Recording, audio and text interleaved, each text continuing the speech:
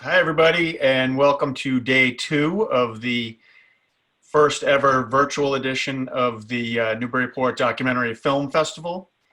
My name is James Sullivan. I'm the program director of the festival. We have filmed, pre-recorded quite a bit of bonus content to go with several of our films, and a couple of those are with us today. Couple of the filmmakers of those films are with us today, so that's how I guess I'll get started introducing. Chris Del Rio is the filmmaker in my Zoom box up on the upper left, and she's the filmmaker of For Ismet. Hi, Chris. How are you? Thanks for being here. Hi, thank you for having me. And we did an earlier interview with Chris and Ismet's son and daughter, which is already available on through our film guide through the Newburyport Doc Fest website under bonus content. So, and then we also have Jessie Adler, Newbury native Jessie Adler, who is the filmmaker of Boxers of Brule. And she too is, there's some bonus content regarding her film with two of the young boxers in the program that she filmed, available as if you want to check that out as well. So hi, Jessie, how are you? I'm doing well, thanks. Thanks for having me. You're absolutely welcome, and we're thrilled to have you. Jessie is in a car, for those of you who are wondering why she's just got a picture of a phone where her face, her mugshot should be. To my right, from where I'm sitting, is Brian Redondo. Hi, Brian. How are you? Hey, I'm good. How are you doing? I'm good, thanks. Brian's coming to us from New York City, and he's the maker of Keep Saray Home, right? And thanks for being here. And then last but not least is Tal Amiran, who's in the UK. And Tal is the filmmaker of Dafa, Metti. Yes?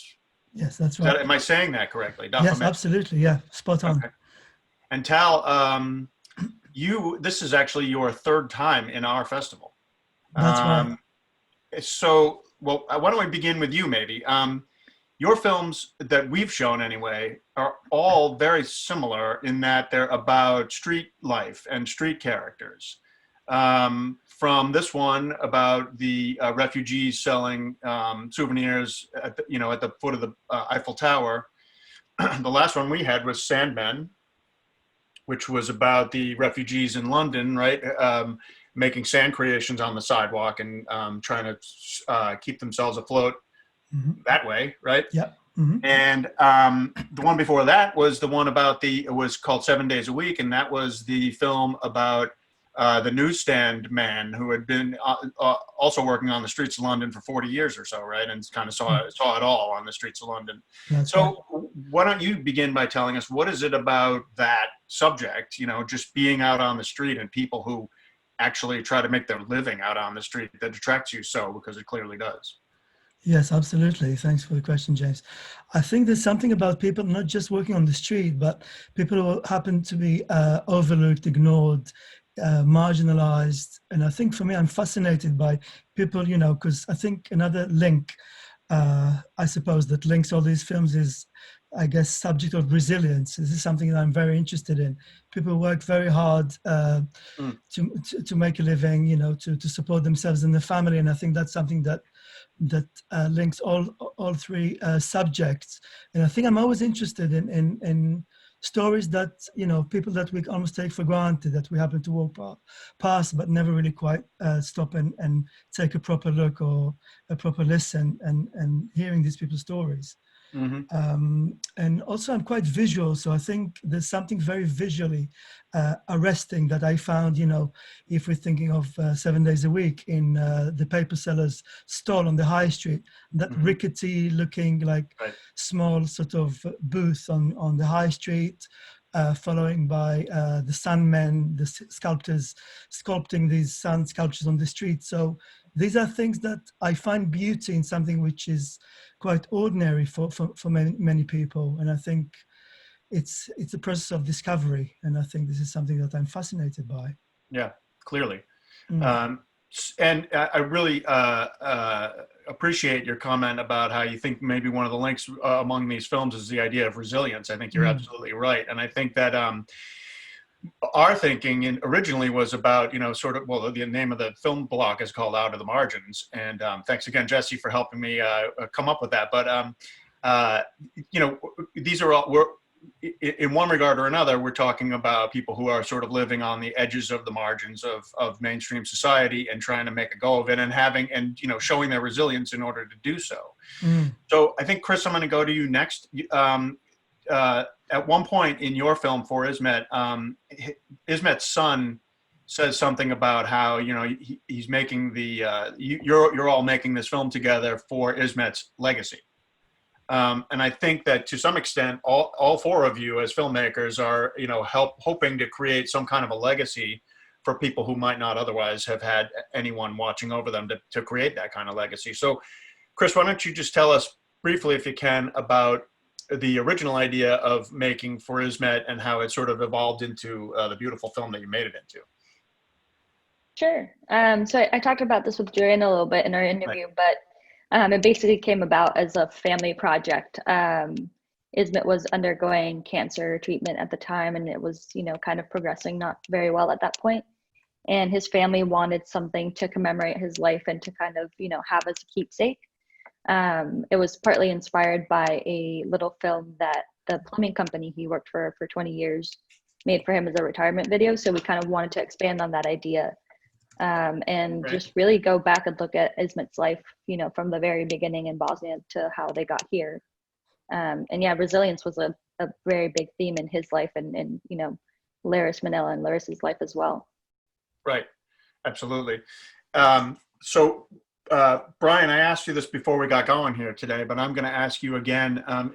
For starters, in your film, Keep Saray Home, obviously things end up temporarily okay for the family in terms of the film. Where do things stand right now for Saray and his family?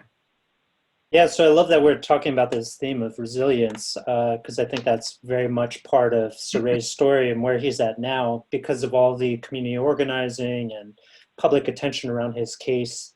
A judge ruled just a month or two ago that his criminal case is now vacated, which basically makes it null and not being able to be used as a reason for him to be deported. Mm-hmm. So that doesn't completely settle everything for him. There's still a possibility that the case might get retried or appealed or what have you. But for the time being, he's with his family, he's safe. If you talk to him now, he's nothing but grateful for all the people that kind of supported him and have stepped up to help him and his family. Right. This is a question that comes up a lot in documentary filmmaking, I think, but it certainly applies to your film. You couldn't have known going in how things were going to turn out. I mean, at the end of I think you spent about a year sort of following the family, right? That's correct. And you for all you knew, that he was going to go to the courthouse on that last day and find out you're gone. He's got to go the next day. He's going to get deported the next day or whatever. So, I mean, as a filmmaker, you're sort of on pins and needles, just as much as almost as much as the family is to know what's going to happen, right? Oh yeah, absolutely. And I think in one of the final shots of the film, when Saray and his family do walk out of the building, you can tell that the cinematography goes haywire and the camera's shaky because I was the person behind that camera, and yep. I legit had a visceral response to him walking out, and right. A moment of thrill. It was thrilling and exciting, and I was elated. But because there was a very real possibility, and I did think that morning that he was not going to walk out. I really thought that was going to be the last time I saw him. So you're probably like hugging the people that you've gotten to know or whatever, right? And trying to shoot. Oh yeah, exactly. I think our sound mixer, William Say, I think he took out me actually whooping and in elation. Right. But yeah, it was a very real moment. But as a filmmaker, I was prepared for that to also be an unfortunate ending. A sad conclusion. Right. So you didn't know you really didn't know what kind of film you were going to get. No. One that ends on a positive note or a down note. Right. But I did know that despite the outcome, regardless of the outcome, the crux of the story was still about family, and it was still about community, and those two things really stepping up. Right. Okay. Well, so that leads to my initial question for Jessie, because clearly her film is about community building, a community looking out for one another. Jessie, I think I specifically want to hear from you, if you don't mind, first of all, anyway, about the concept of boxing being, sort of a way into self-confidence. To what extent did you, did you care about boxing before you found this community? And I can't remember. Is it Shayona? How you say the teacher's name? The leader figure's name? Shayona. Yeah. Yep, Shayona. Yep. And so to what extent did boxing matter to you before you came to this story? It didn't really have any personal significance for me.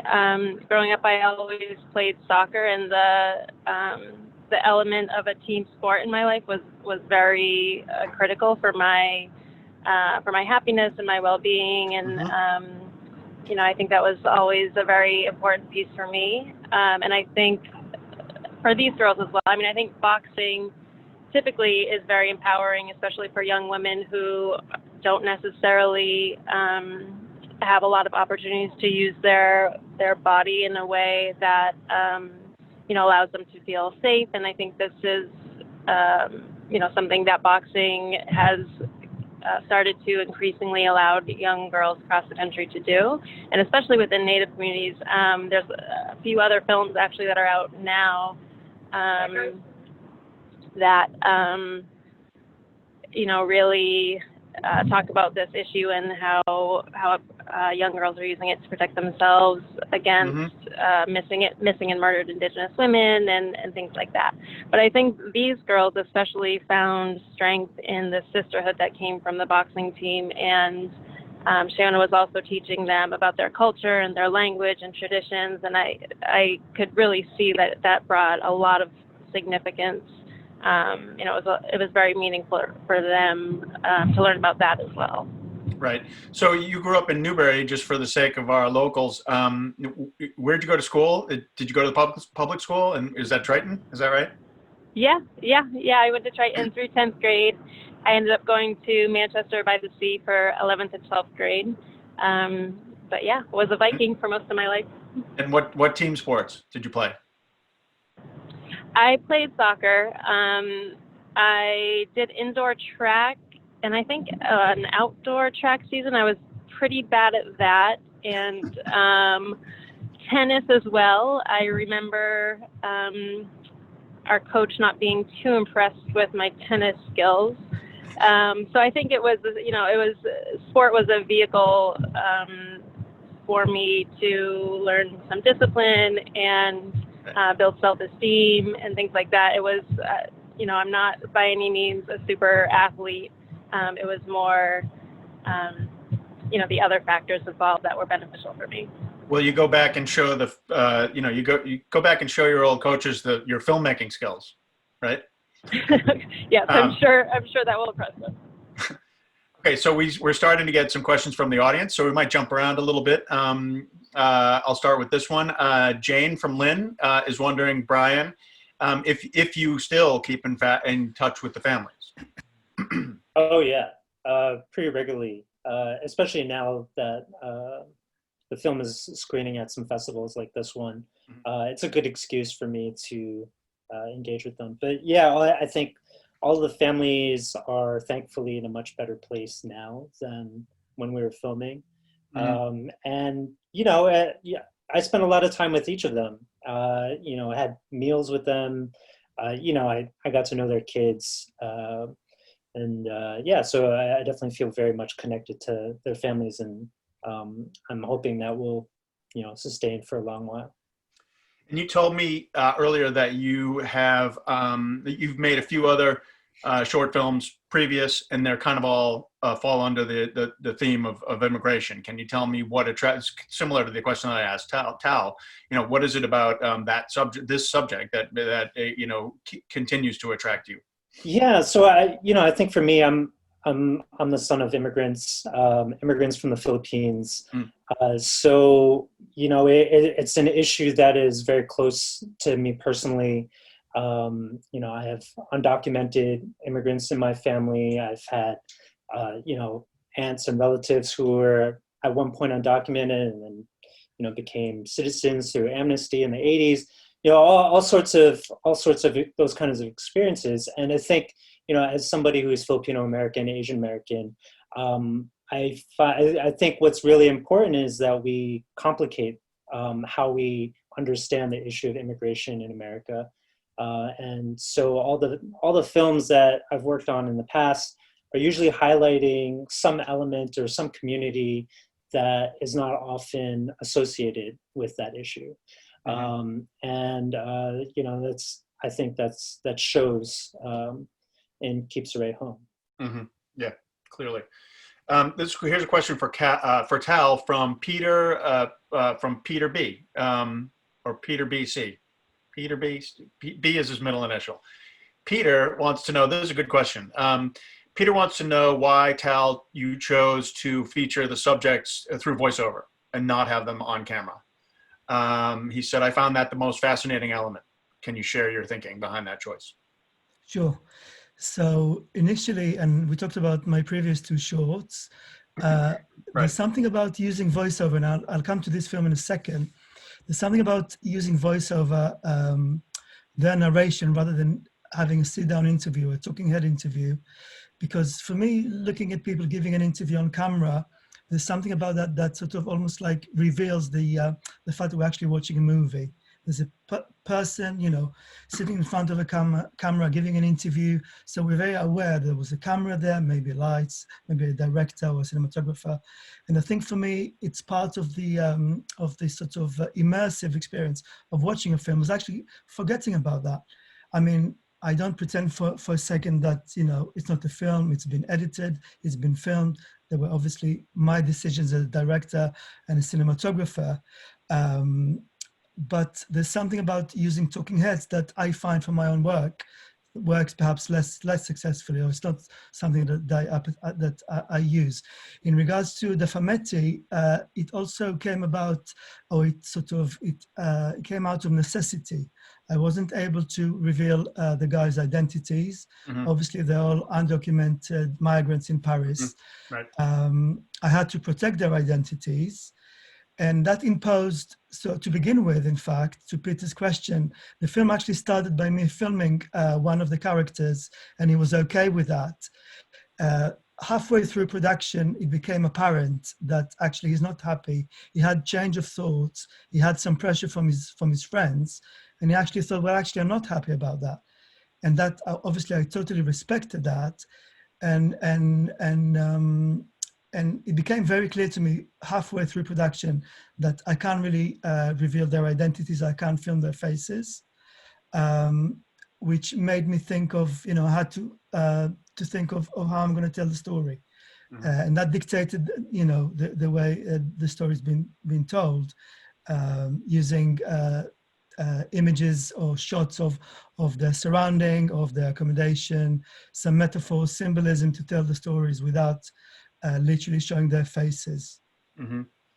Right, and in all of your films, or all three that I've seen, there's this is kind of, they're about concrete things happening on the streets, but they there's a dreamlike quality to watching the films.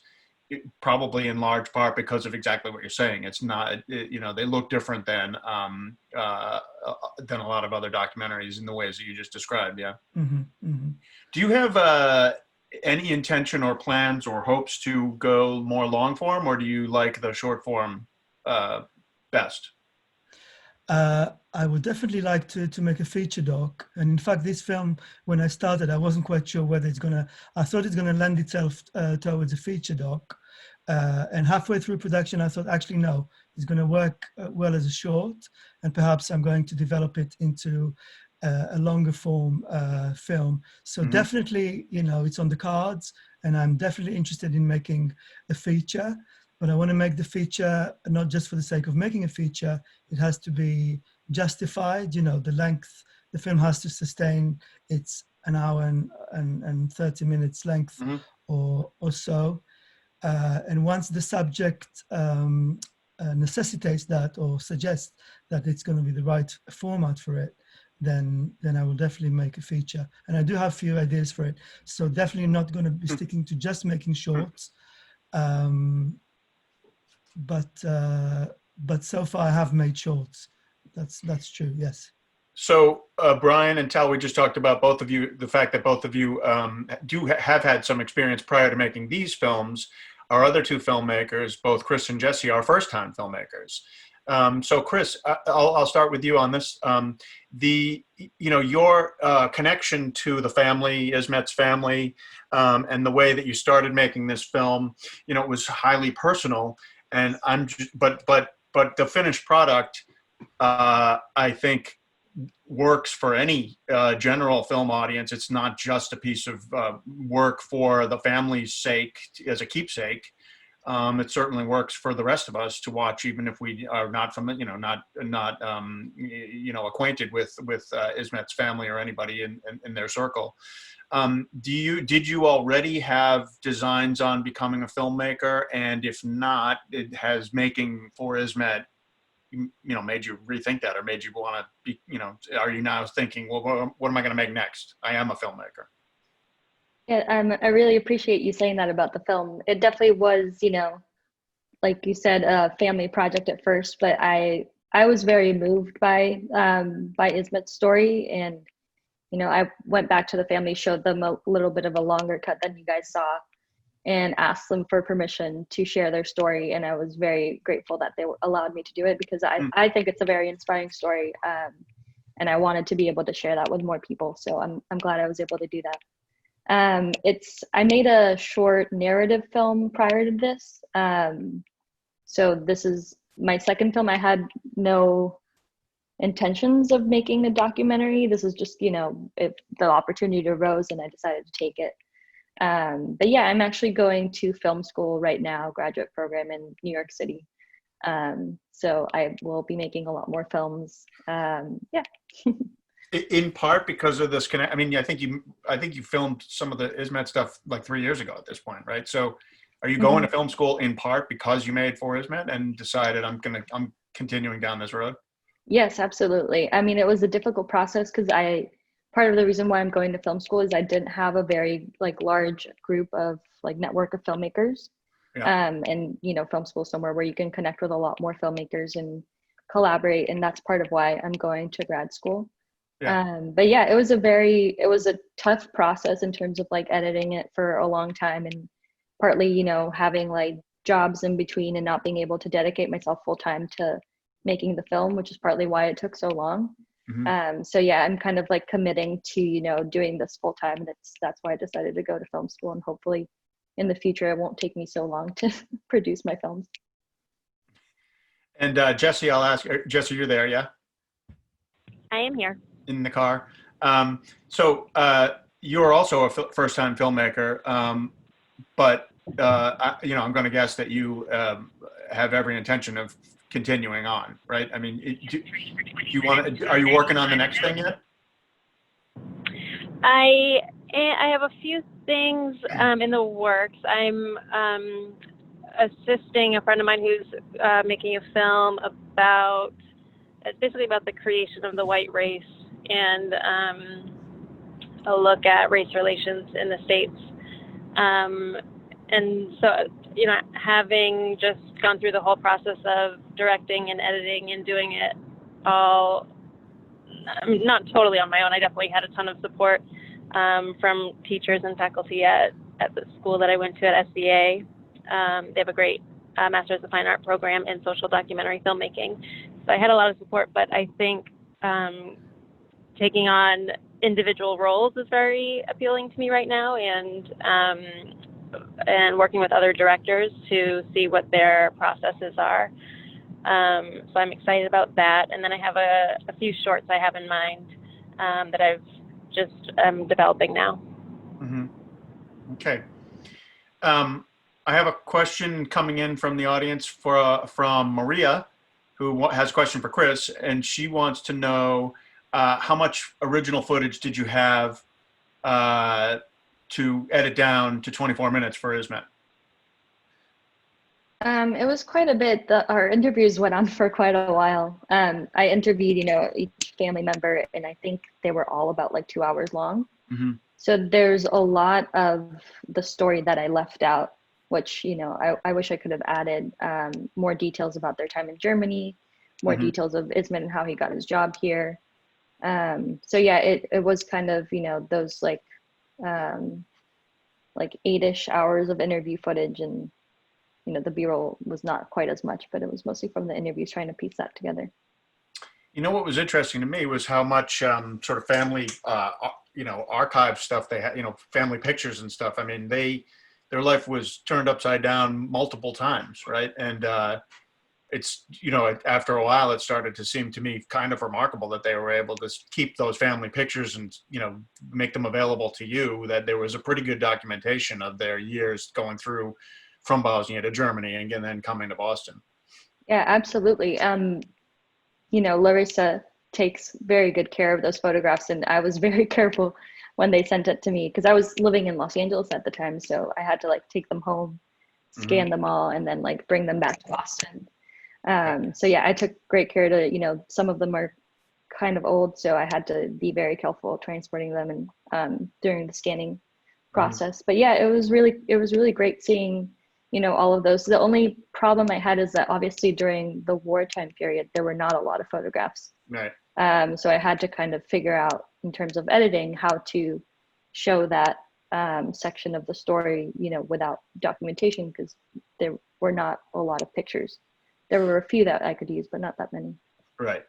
All right. So I want to go back to something that Brian said at the beginning of this conversation to kind of bring us full circle and wrap it up a little bit.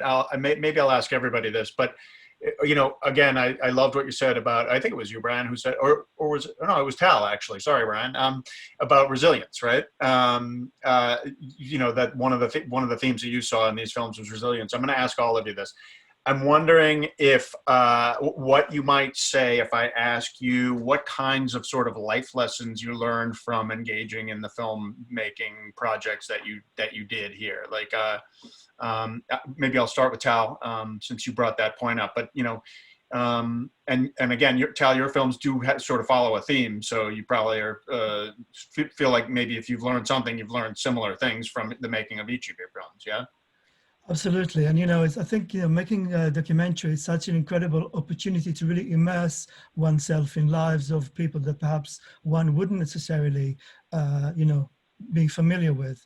And that goes with the Romanian guys in Sandman and the Senegalese in Dafa, Metti.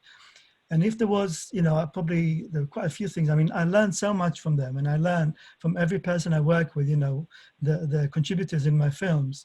I learned so much from the Romanians and the Senegalese guys in Dafa, Metti, their resilience for sure.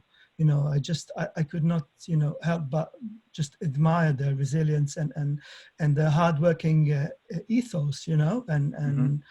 And that was incredible for me. And also, it's like, because I come from London, it's quite, affluent part of I guess, East London. And I think it puts things in perspective, in terms of, appreciating what one has, spending time with them. I take it for granted. I could just jump on the Eurostar, which is just 2 hours from London to Paris, seeing my family, my kids, my wife, and things which so many of us take for granted, seeing family, hanging out, that constant sort of dread of being captured, deported, physically,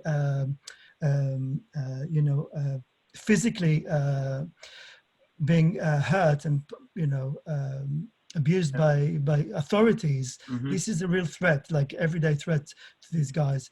So Mm-hmm. you come away from making these films, like going back, I remember going back on the train to my house in London, going to bed thinking about what I've gone through and what these guys gone through. And I was lucky enough to jump on a train, go back to my comfortable house, and these guys are there. And it was really, really heartbreaking. So there's something that, put things in perspective and realize, what we have, and they're just, they're just warm and lovely and kind and honest people. And they just happen to, to struggle economically. And they were born in parts of the world which, they struggle. And for their mom to buy, a loaf of bread and get some water, and for their daughter to buy like a plastic toy, this is something that, I would buy for my son in the shop down the road. But it's not something that is so easily available for them. So it does kind of make one think about life slightly differently. And I'm so grateful for the opportunity that they give me, the contributors, to let me, allow me into their lives, spending time with them. And I think it's a very enriching experience. Jessie, do you want to answer that question as well? Like, what do you feel you learned from spending time with the women in your film? Yeah, I agree with Tal. I think there were plenty of opportunities in my experience as well to get a better perspective on life and appreciate the things and the opportunity and the resources that I have available to me. And, all the young women that I was working with really face kind of unfathomable adversity on a daily basis with a lot of grace and humor, and they just keep it moving. And I found myself wondering countless times during the experience, if I was in their situation, if I would have the same strength that they have, and the ability to move forward in the way that they do. But at the same time, especially in the process of applying for grants and writing about the project and things like that, I've found myself using the word resilient so many times that I really had to take another look at it and wonder, why they are in a place of needing so much resilience. I mean, a 13-year-old girl should be resilient because she falls off her bike and skins her knee and gets back on. She shouldn't be resilient in the way that, because she has no food at home and a parent struggling with addiction and no support. So, that's beyond resilient. So I think the other lesson that I learned is just the importance of learning more about our Indigenous communities and figuring out how we can better support them in their healing process and understand what our responsibility is to them, and what our role is in making their situation, allowing them to reclaim their power and live a sovereign life in the way that they intend to. Right. So we actually have one more audience question, which I think I'll end with, because I have a feeling that all four of you would maybe answer somewhat similarly that question about, gaining a little more perspective about people's relative circumstances. So this is for Brian. This is from a viewer named Sheila.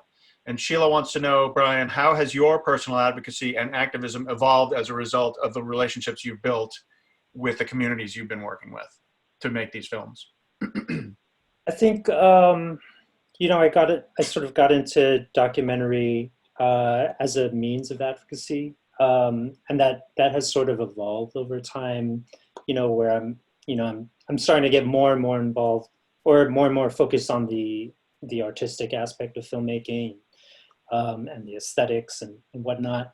But I think particularly with Keep Saray Home and just seeing the outcome and, charting that story and what happened because there was so much attention on his circumstances during that period, right?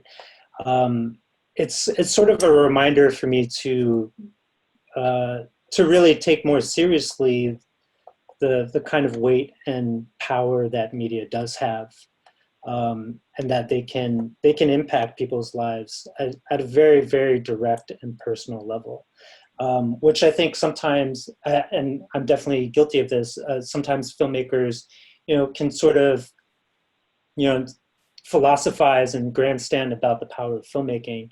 But this was real evidence to me that not the fact that my film helped him, but the fact that there was attention. Attention was used to draw public support for him. You know, the news was used. You know, they went out and did interviews. Mm-hmm. And I do think actually right now the film is helping him, right? Like the film has continued to put a spotlight on his story and has gotten local elected officials to start talking about what's going on in the refugee community in the greater Boston area. Mm-hmm. And so I do believe that like film is a point of leverage that can be utilized for activism. Mm-hmm. Well, that's a great point to end on. Thank you, Brian, for being with us, Brian Redondo. And I'm going to say thanks to each of you, but thanks again for speaking with us. We really appreciate it, and we look forward to having a lot more folks watch your films, your film, and all of these films for the rest of the week. Jessie, I'll let you go. Thanks. You got to focus on your drive. We can end now and let you get back to driving. Thanks for being with us. Thank you for having me. Thanks for the questions. Chris, thank you so much for taking the time to talk to us. And we wish you and Ismet's family well. Yeah, thank you so much for having us and for all the questions. It's been so wonderful being part of this festival. I really appreciate it. Well, we appreciate you. And Tal, thanks for finally showing up, not just bringing one of your films to our festival, but actually. I so want to visit Newburyport. I can't wait. It's well, really we'll it's have about you, time. Make your next film, and we'll be, by that time it'll be time to meet in person again, and we'll see you. Yes. We'll see you here. So absolutely, thank you so much, and it's lovely, and I really can't wait to watch everybody's films. So, well, yeah. Please do. Tell your friends and family. Okay, thanks so much, guys.